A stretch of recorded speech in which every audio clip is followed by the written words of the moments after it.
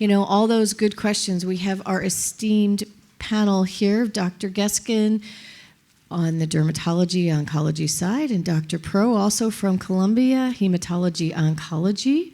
Delighted to have this duo with us to answer all of your questions across the board. So this is your time, and we've got our home audience as well. Deb will be capturing your questions, so please put your questions in. And this is your opportunity to have access to the brilliant minds that sit in front of you that have deep dive expertise in cutaneous lymphomas. And I know they will be more than happy to answer all of your questions. So who wants to start? Where's my brave people? Okay. All right, 1, 2, 3, I got it. Thank you. Hello, I wanted to follow up with Dr. Geskin on serums. I'm not sure what's the difference between a serum and an ointment and a cream, because I often see them and have always figured they were something I should avoid. So, thank you.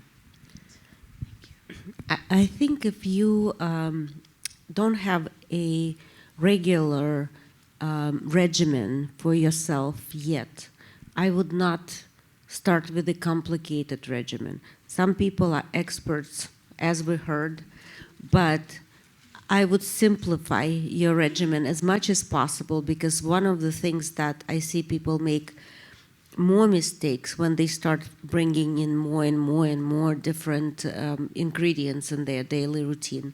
Make it very simple, just a cleanser and a moisturizer. When you get it under kind of routine and under control, then you can incorporate other things into your routine, such as antioxidants that some serums may contain, or some other moisturizing components, vitamin C and things like that. But I would start very simple, just gentle moisturizer, gentle cleanser that also is coming from a trusted brand, and a moisturizer that is containing ceramides and fatty acids. Great. Okay. Next. Thank you. Thank you. Thank you for your time.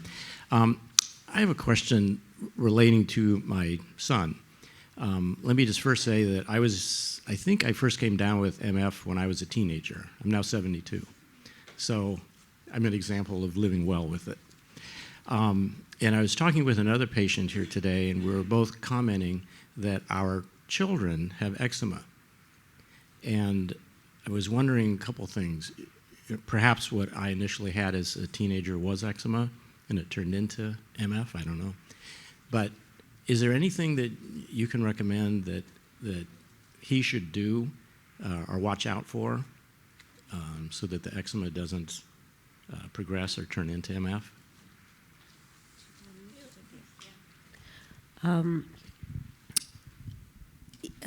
That's a very good question, first of all. I have to say that I'm not sure if you had CTCL as a teenager, because you probably were not diagnosed until much later on. So it's really hard to say. And you may still have eczema. Eczema is something that is genetic and runs in families. And if your family has history of what we call atopy, allergies, all kind of allergies, environmental allergies, hay fever, asthma, eczema, this is all what we call atopic triad.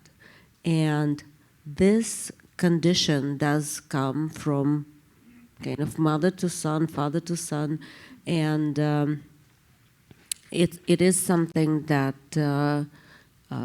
certainly we can observe. CTCL is not like that. CTCL is usually one of a kind for each individual patient, even though I had a couple families over the 25 years that I've been treating this disease that, I had it in mother and son, for example. But it is a very unusual incidence and coincidence and we do not know why it is. In fact, there are some studies that were done looking at genetics of CTCL in Denmark, for example, and they have amazing database. They have twin database, and it really didn't pan out. CTCL is not a condition. So they don't really need to, the children really don't need to worry about this until, you know, there is something that follows the CTCL kind of course, until you have something that doesn't respond to treatments that normal eczema should respond to, when you have red flags. So I think it's a good question, but I don't think your son need to worry about CTCL necessarily. Question that frankly I'd never thought of before until I was talking with this someone else that's here today, and we were both commenting that our sons both developed it as teenagers. So. Remember, eczema is very common, right? So CTCL is very rare. So across lymphoma subtypes, there is really nothing that we can call hereditary. There could be a predisposition, but not really a transmission, you know, from parents to children. So I think I would just reassure them and, you know, make sure they follow up with the dermatologist. Hi. Actually, my question kind of follows on a bit from David's, and it is around the why. Why do some people get this? And, you know, probably like everyone else here, you get the answer, look, it's idiopathic. It just is. You don't know. There's no... And I really struggle with that because I like to try and find patterns and reasons and so on. And, you know, from the more people that I do speak to, and you try and understand some of the preconditions, one of the things that comes up again and again is sort of like a repressed or suppressed immune system, that somebody may well have had, myself included actually, a traumatic event beforehand and knew that you had low immunity and did that create a set of conditions that could have caused this? Is there any kind of research that is going into this that might help future diagnoses, where people are trying to look at patterns that go, well, with that and that and that, that might be worth investigating further, because, yeah, the immune system seems to play a part in here. Thank you.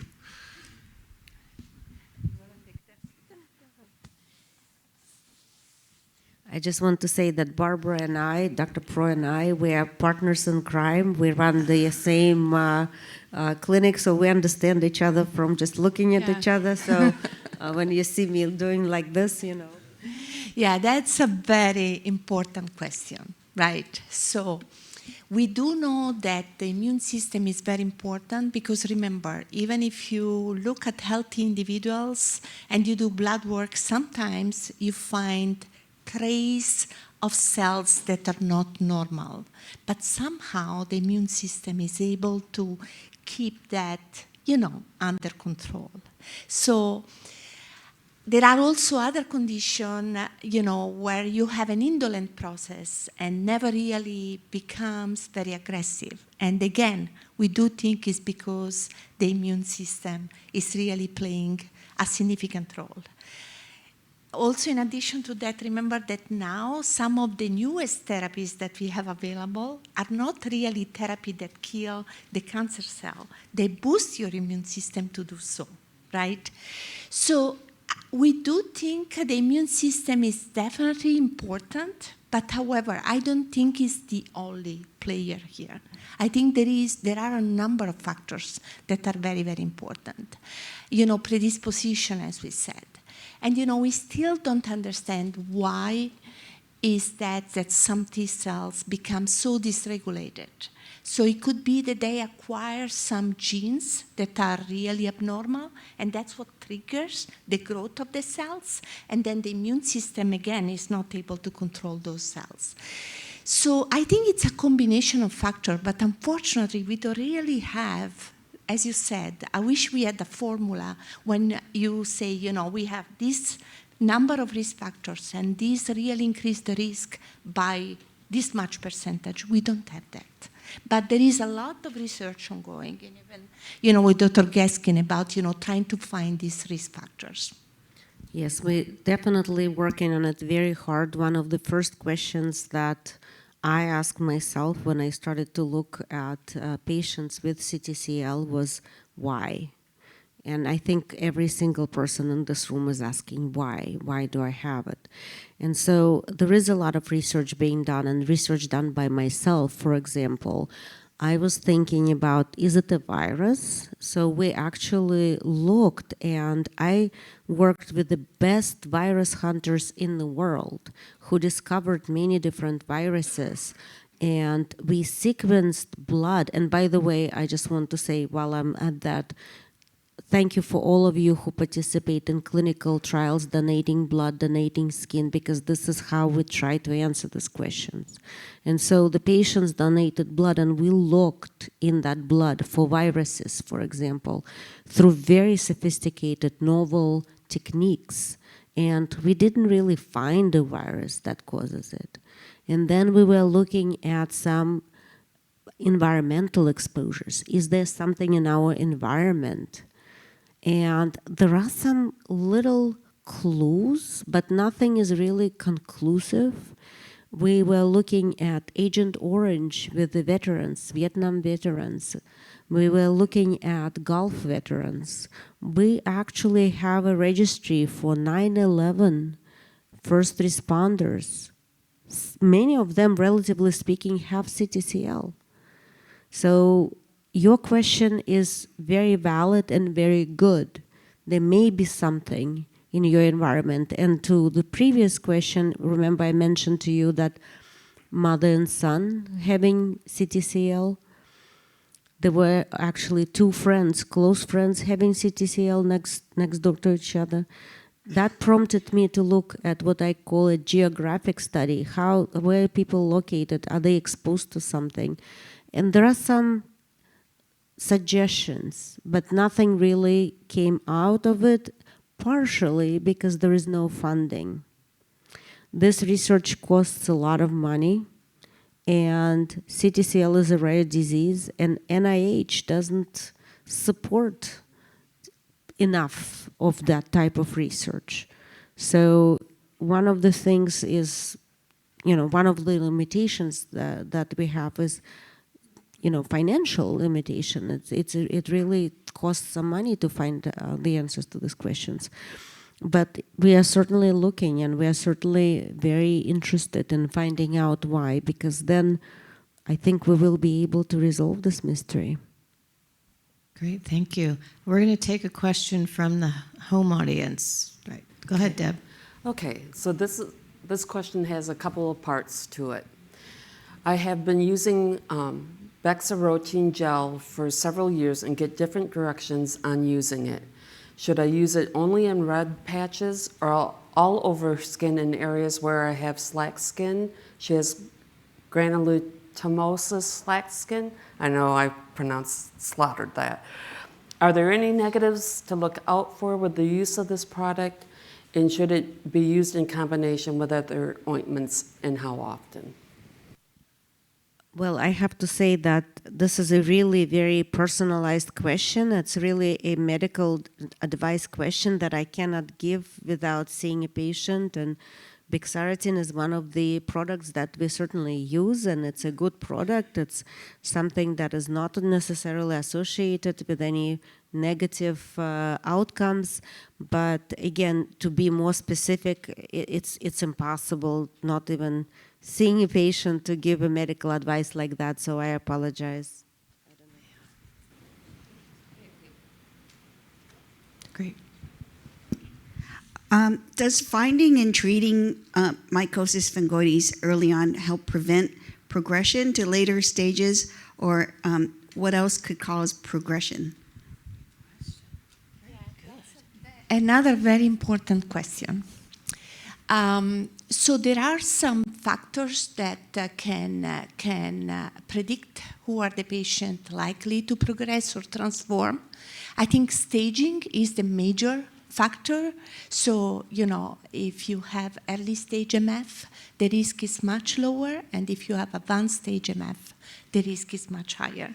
And then there are also factors in the blood, if you have circulating cells in the blood. So staging, blood work, these are the most important factors. However, sometimes we face situations where patients are diagnosed with MF and they have a very early stage, and even though they have initially very low risk factors, we do see progression very early on. And again, we are doing some genetic studies on this patient to find out why they have early progression despite the fact that they were diagnosed very early stage. So I think key will be to really monitor very closely. So it's very important that you follow up with the dermatologist, regularly, because I think key will be to do, physical exam and blood work, routinely, so that if there is evidence that, the disease is advancing, we find that out very early and not too late, because we can intervene with treatments that we have available to try to slow down the process. But sometimes, let's say if the patient is not monitored very closely, then things can get really to be very advanced stage, and that at that time it's harder for us to find solutions. Yeah, I completely agree with that. And I have to say that, one of the kind of wisdoms, pearls of wisdom that my mentor, Dr. Gigasotti, who was a world-renowned CTCL specialist, he basically said, I asked him, what if we treat these patients more aggressively in the early stage disease, and maybe they will live better life, longer life? And he said, we will never find out, because patients live longer than the physicians. And there is a lot of truth to it, because people with the early stage disease tend to outlive us. Certainly Jagasothi is no longer with us, and many of his patients are living on, and it's a wonderful thing. But to tell you the truth, like when we look at the aggressive therapies for early stage disease, and in fact, if you think way back, 1970s, when people published the first paper on very aggressive therapy of mycosis fungoides, they found that patients die of therapy, not of the disease, of therapy. And so the question is, what if we'll really try to cure you at the early stages? Does it change anything? And we do not know that answer, because that takes very, very many years of prospective studies to know that. There are some indications that treatment is important, and we certainly see, especially in advanced stages, that being proactive is important. And I think we're doing much better job making people live not only longer but better. And again, looking at what we call survival studies, which take many years to accomplish, there is a much better survival now than when I started, that's for sure. And so that can be attributed to more aggressive, more earlier stage treatments, but we may never find out that answer. And wouldn't you say that those of us living with it have the best knowledge of our disease in our bodies, so we can tell, right, if something is changing way faster than if we wait to go see you 3 months down the road, right? So pick up the phone and make the appointment a little sooner than later. Absolutely. That's a great point, Susan. Yep. We're going to go to the home audience, and then we'll come over here. Okay. Come here. Is lacutamab used with only MF and Sezary, or also with other types of cutaneous lymphoma? Lacutamab, am I pronouncing that correctly? And the question Is it being used only with MF and Sezary, or also with other types of cutaneous lymphoma? Well, I don't know if it's specifically FDA approved for subtype. Usually there is a kind of umbrella term that is CTCL that encompasses all cutaneous lymphomas. The thing is that lacutamab specifically is very specific to Sezary cells. And not only that, but the markers that are expressed on Sezary cells, if they are high, lacutamab can be quite effective, and it's a very safe, nice drug. But if patients have low markers for that target that lacutamab specifically targets, the response rates are not so good. So I don't see how it would be very useful for someone who doesn't have those markers or anything like that. So I think time will show, but lacutamab is usually used, in my hands, is better used in patients who have higher markers on their abnormal cells. And right now it's still in phase 2 clinical trials, so we're still working through the process. It's not commercially available yet, so we're still collecting the data. And the clinical trial process is very, very constrictive when you go through it, so we probably won't know the answer to that question until it gets approved and we're able to use it in other things, right? Okay. I had a question about the vinegar baths you mentioned. How long should those be done, and how often in the week if you were to do one? For some patients, it needs to be done daily, and really every day for 20 minutes. It should be 20 minutes. And for some patients, they can do it once a week. Some patients do it twice a week. It's really very individualized depending on the state of your skin. Okay, so this is a tricky one. So if we're to leave politics way out of it, the impact of cutbacks on research dollars, which is crucial to everybody in this room, number one, what does that look like? And number two, is there another source of funding when traditional funding for trials and colleges and universities and research places, where else are they going to get the money, or are we, facing some sort of other future? Yeah, I think we live in very challenging times.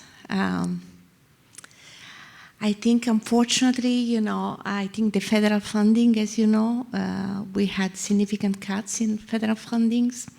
And that has been really affecting most of the research, ongoing research at major institutions. Yes, there are other sources for funding, but they're not that stable, those sources, right? Like the federal government's funding. We do have foundations. We do try to raise, funds with philanthropy. So patients that are grateful and have, of course, the possibilities are trying to help as much as they can, which we appreciate a lot.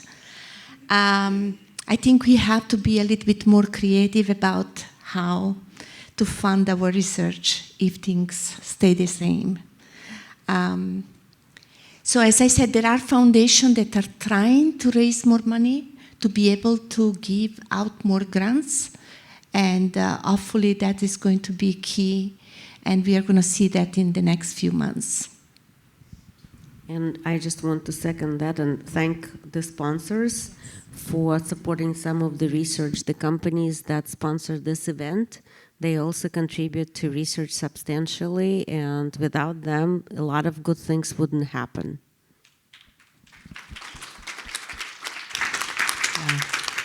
Yeah, and it's really, it's a joint effort with the whole ecosystem between the researchers and the institutions and the companies in the space, and then all of us who have an opportunity, like Dr. Geskin said, to give of our samples, our blood, give the permission to use those pieces that are required in research. It's a challenge, particularly in a rare disease like ours, but I would say that, at least in my experience in seeing, it's an incredible collaborative community between the clinicians, the researchers, the industry partners all around the globe, really trying to do the best with what we've got to make a difference. And your voice, your perspective, your input makes a difference too. Everyone's voice makes a difference. Anyway, go ahead, Deb. We'll go to you, and then we'll come over here. All right. So this individual has been on Moga since November 2018, and BV was added a year ago, but having skin issues again. Can Moga lose its effectiveness over time?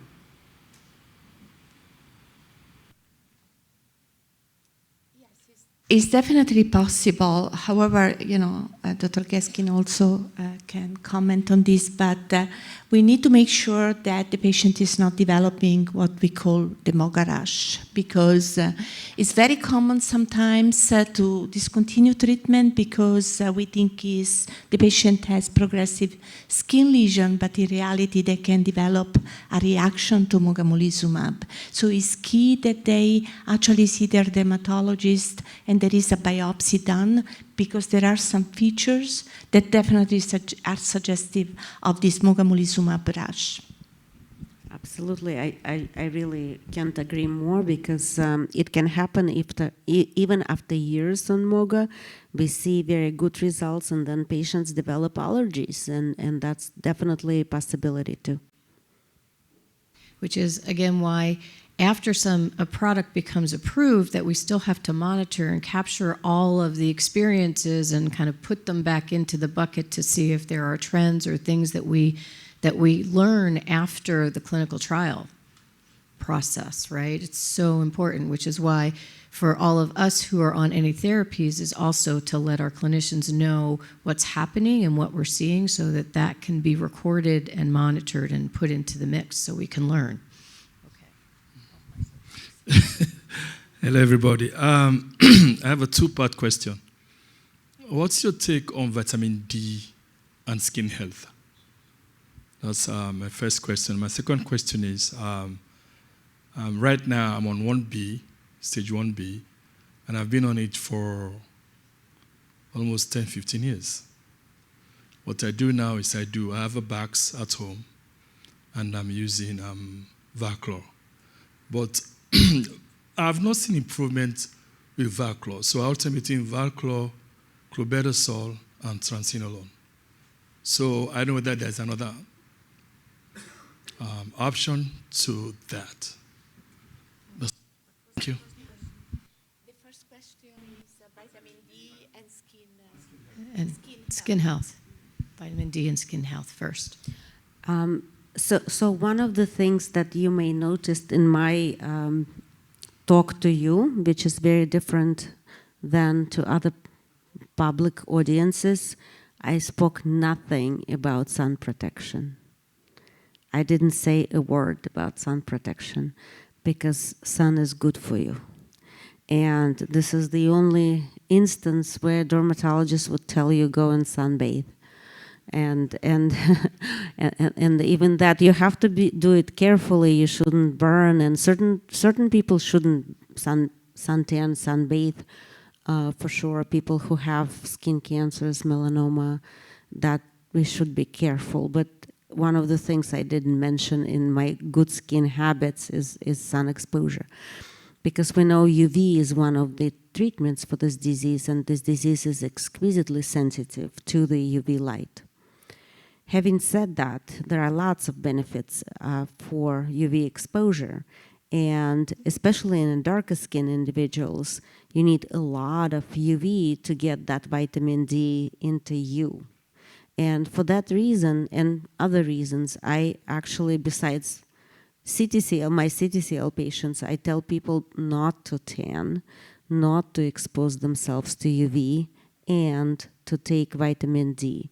There are lots of benefits to taking vitamin D. It's a general I call it anti-cancer vitamin. It was so beneficial not only for skin health, it was overall beneficial for colon cancer and other cancers. And so it's certainly something that is a must, and all of us need to take it. The normal vitamin D level is kind of an ever-moving target. When we started, it was completely different than it is now because we learned a lot about it, and we know that we need to have a lot of vitamin D to fulfill whatever needs our body may need. And for that reason, again, supplements are a must. And for some of you who are able to expose yourself to the sun, you may still not have enough vitamin D, and so be mindful of that. So supplements are very important. It's a very good anti-cancer vitamin, so it's certainly a yes. And your second question was? My second question was, initially I was on triamcinolone ointment, which I use 3-4 times a week. Triamcinolone. Now I'm using Valcor, and I haven't got enough response or good response. So I was thinking whether I also tried clobetasol, and I don't know whether there is another option to that. So I also want to just say that, unlike Valcor, steroids are not really treatments for the disease. They're more like Band-Aids. They're more like helpers for other things. And that's the reason why the disease comes back when you stop steroids. Treatments that are actual treatments for the disease, like Valcor, are capable of producing long-term remissions, which very few steroids can do. And another thing about steroids is that if you use them long-term, non-stop, they will thin your skin. They will damage your skin irreversibly. They damage the collagen in your skin, and it really is that padding that protects our blood vessels and everything else that is under the skin. So you can see the patients who use steroids nonstop, they start developing bruising. They start developing thinning of the skin. They start developing skin breaks. Those are not good.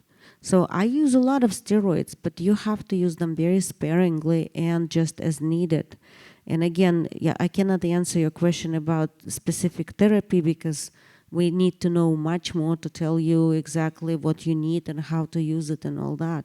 But the word about steroids is that steroids are great drugs, and they are very necessary in this disease, but they need to be used very carefully and very correctly, not to cause damage. Deb, Okay. you got a question? Yep. So this is a two-part question, so I'll give you the first part, and then when you're done responding, give you the second part. What is being done to identify molecular markers of MF by comparing protein or transcription profiles from biopsies of affected versus unaffected skin? Serious scientific background. They're following the research. They're asking what's being done? Or Yes. what's Yes. being done? What is Yeah. being done? Well, this type of research has been done for many years now, and Dr. Proy and myself published numerous papers with that regard, not only on overall skin, but actually looking at the single cells that are in the skin and comparing it to other cells. It's not enough to compare it to normal skin versus non-normal skin. You actually have normal cells in the same biopsies. And so we're going deep down, not just on a cellular level, not just looking at the individual cells, but within individual cells, looking at the different variants and different abnormalities within those cells. So to answer what's being done, a lot. I can't tell you more because it would take me another day to discuss it, but a lot is being done. Again, this is something that is usually this type of research supported by NIH, and we may suffer some consequences of basically decline in NIH funding, stop in NIH funding right now, but hopefully it will get back to normal and we'll continue our work. Okay, so the second question from the same gentleman. Do the mutated lymphocytes originate in the bone marrow or lymph nodes or become mutated in the skin? Very profound questions.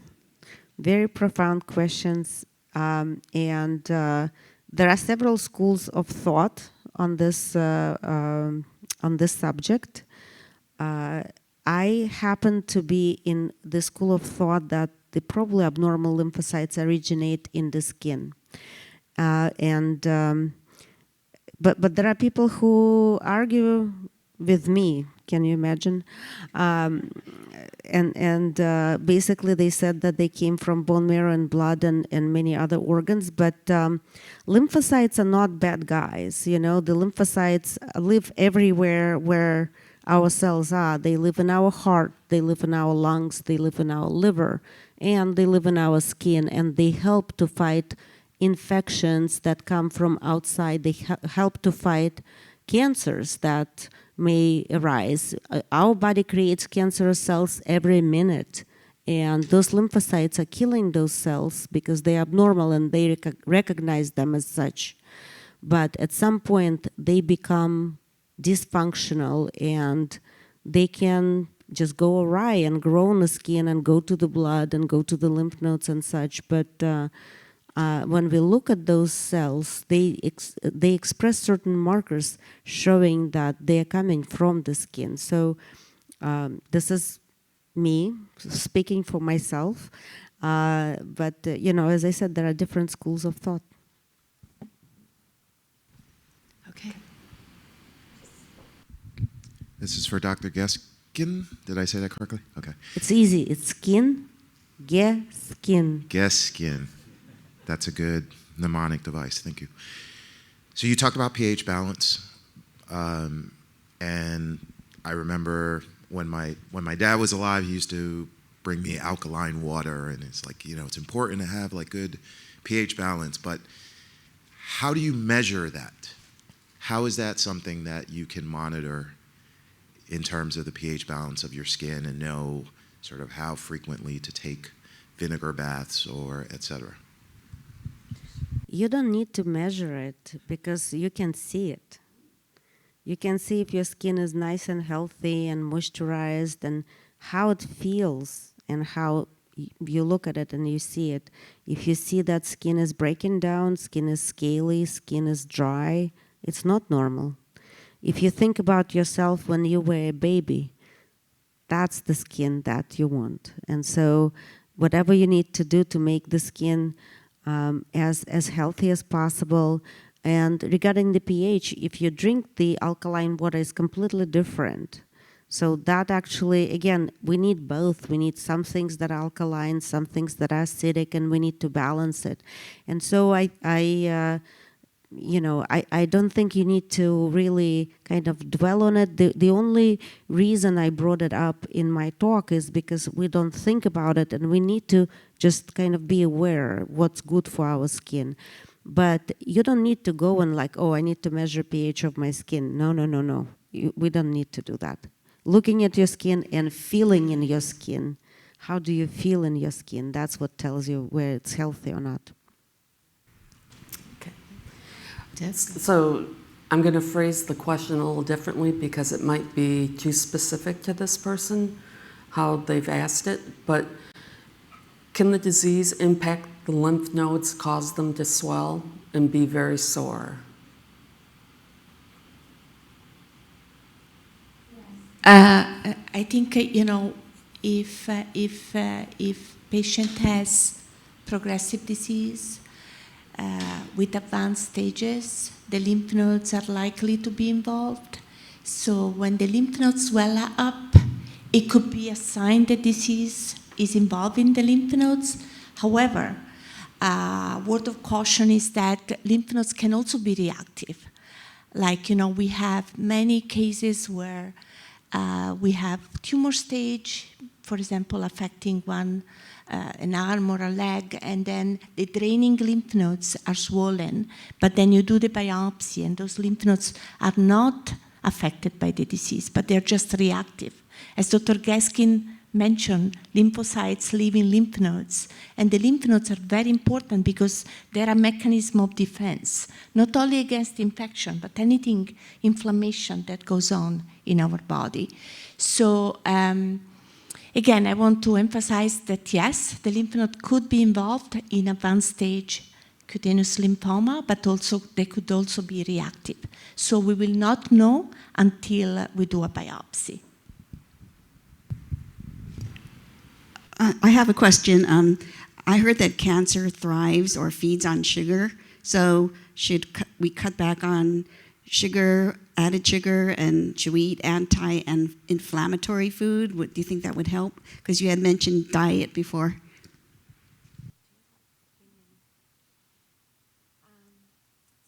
I think this is a controversial issue.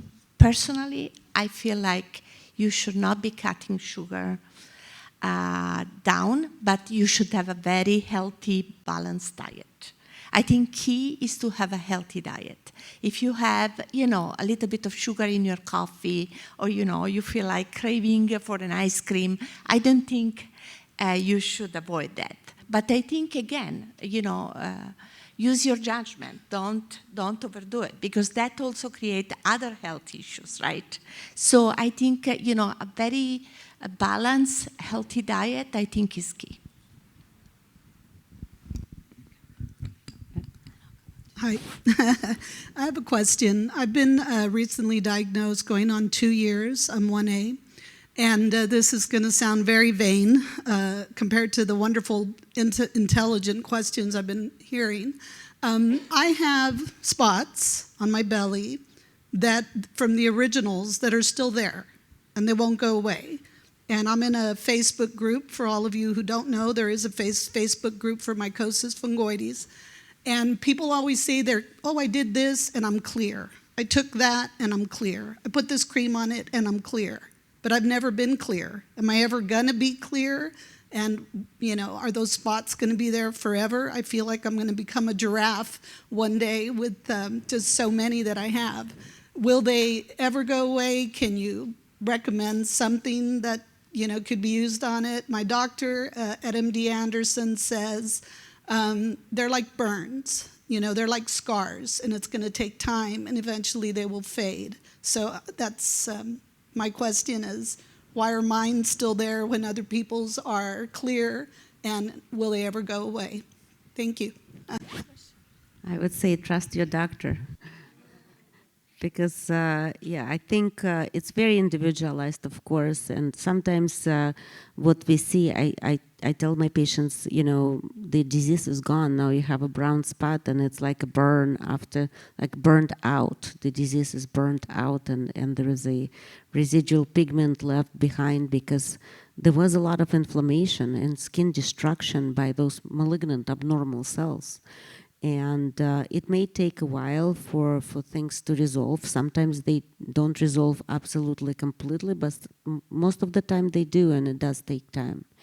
And again, I cannot comment on specifics because I just don't know them specifically about you. But usually, little sun exposure, things like that can even up the pigment and help the spots be less prominent. And that goes for all skin types, light types, darker types, darker types that have darker spots and lighter types. And so it's really something that very individualized, but I think your doctor is right. Thank you. So I have a couple of questions. One is going to sound kind of vain. Is there a challenge with being a CTCL patient and Botox? Okay, so yes. Okay, so that has been kind of, I'm like, yeah, I don't know if I should do that or not. You know, is it going to irritate something? My next question is, I am stage 1B. I was diagnosed 15 years ago. And one of the things I notice, especially in some of the online support groups, it seems like if they're not on a topical steroid or something topical, everybody's on some form of chemotherapy. And it makes me wonder what causes a doctor to do chemotherapy versus ECP. I'm on ECP, have been, my skin is clear. I rarely have I call it a flare-up. If and when I do, I put a little triamcinolone on it for a few days and it's gone just like that. And so, I mean, I understand that ECP is a very expensive type of treatment, but it's less toxic. And so I've just always wondered why, and I've had people reach out to me and they're like, my doctor has never even mentioned ECP. What is that? You know, and of course, then I lead them to the website so they can check it out and all of that. And so, and I know that it impacts each of us differently. I don't have any blood involvement. I've never had, because that's what people ask. Oh, you must have blood involvement. That's why you have ECP. No, ma'am. Thankfully, I haven't. It is just the treatment that my doctors felt would work, and it has, thank God. Now I just get 2 treatments every 3 months, every 12 weeks, and that's my maintenance. And they're like, that's as far out as we'll ever take you. And so I'm just curious about that. What do you mean by chemotherapy? So, like, I don't know the names of them because I have never taken one. What I'm asking is it a pill or is it a cream? They've done all. They've done, some people do infusion, some people do the peel, some people do the topical, like Targretin or something like that. So that's what I mean by chemotherapy. So that's why we don't give personal advice, because like us here, when you ask personal advice, we cannot even start responding because we need to know so much more about you. The same thing when you're in those forums, some patients may not even realize why one treatment was chosen versus the other. They may not tell you the full story, even if they are willing to share, and there may be molecular analysis, there may be flow cytometry, there may be some other things that even they may not fully understand, and so you can really look at them and say, well, why is this and why is not that? So it's really very individualized. This is number one. Number two, there is no standard of care for CTCL. Okay? It's more of an art of therapy, and whatever you or your doctor decides, that goes. Now, having said that, one of the things that we're doing now actually at Columbia, we are studying photophoresis in early stage disease. We're actually enrolling patients who have minimal blood involvement, if any, and have patches. And we are treating them because traditionally photophoresis is used in more advanced setting when people are red head to toe, stage 4 disease.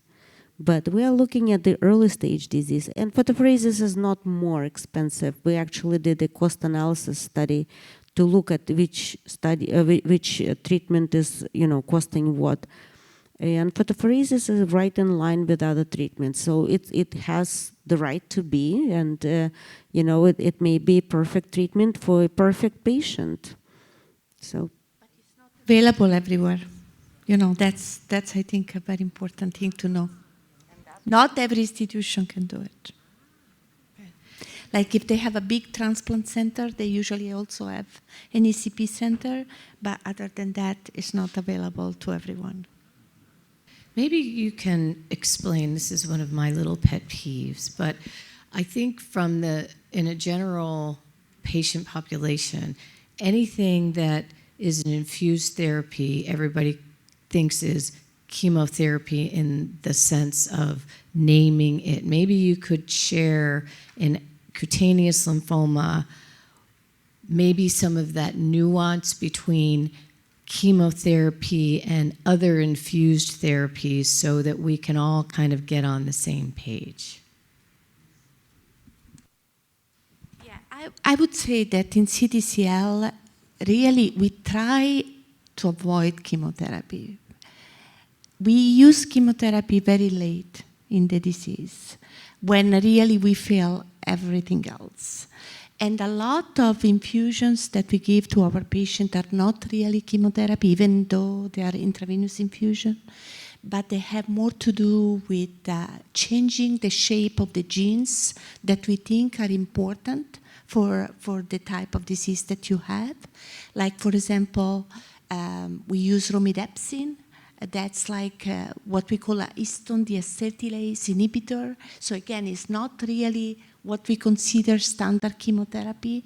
The same with, there is also a pill form of the same class of drug that is called vorinostat.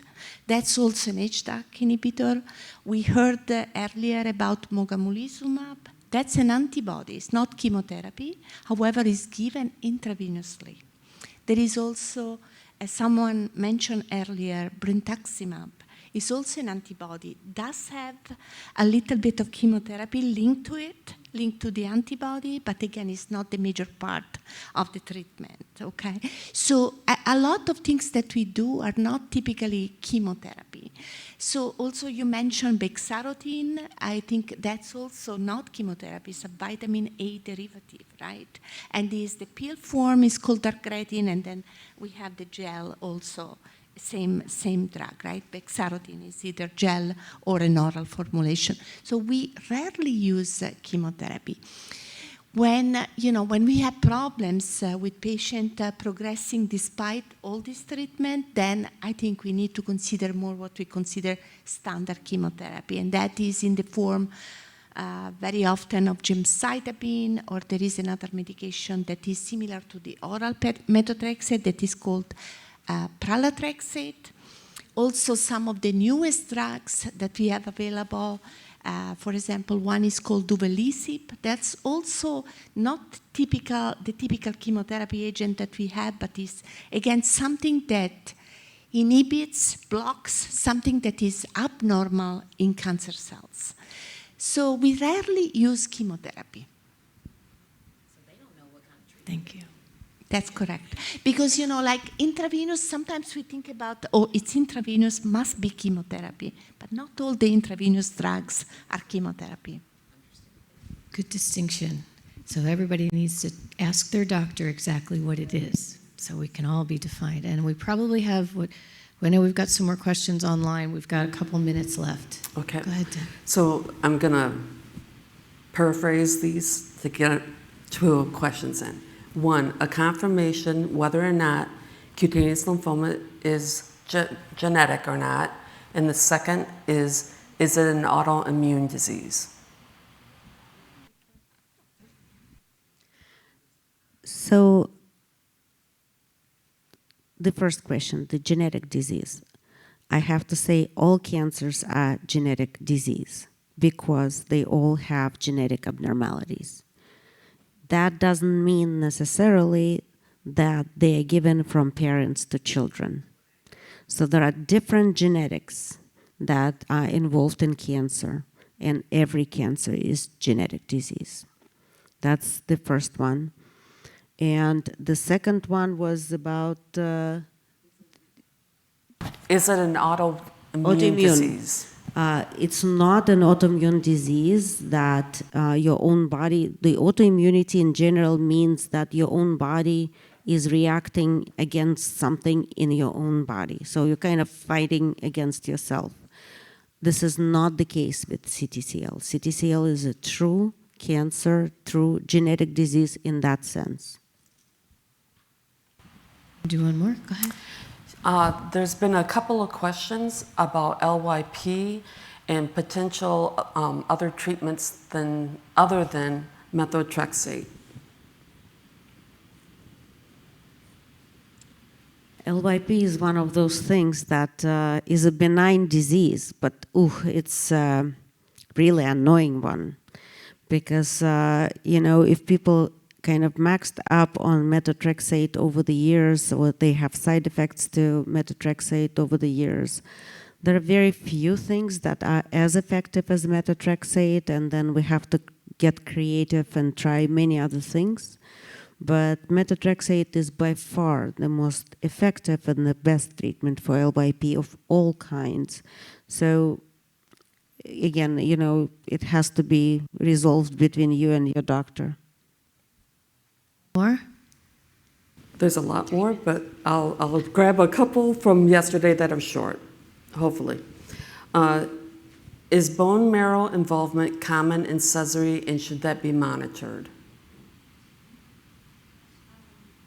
By definition, yes, but we don't really typically do bone marrow biopsy anymore, because there is way to monitor through just the peripheral blood. So we have a way to know exactly how many cells are in the blood. So we don't really need to monitor the bone marrow anymore. Everything can be done just by giving blood, so through blood draws. For one more? Yeah, let's go with one more. We've got two, this is a 2-minute warning. Okay. Would changing my diet help either my LYP or CTC lymphoma or gut microbiome? Well, microbiome, for sure, it can help, right? Because there are certain foods that change your microbiome. There are certain things that you can do to change your microbiome. Whether it's going to help LYP or CTCL, that remains to be seen. For some patients, minor changes or major changes in diet may be beneficial. And again, this is something that needs to be individualized. Healthy diet, as Dr. Pro has mentioned, is good for you, period. It doesn't matter whether you have CTCL, LYP or not. It's just something that is a good advice. And again, whether it's going to influence your disease or not, that's remains to be seen. Great. I think that's a wrap. So we can let these amazing, lovely physicians have the rest of their Sunday back. But thank you both so very much for your time and your wisdom. Thank you all for your amazing questions. And hopefully you got some good answers here today. Hopefully the weekend has been of benefit and has been enlightening, and you've been able to connect with some other people.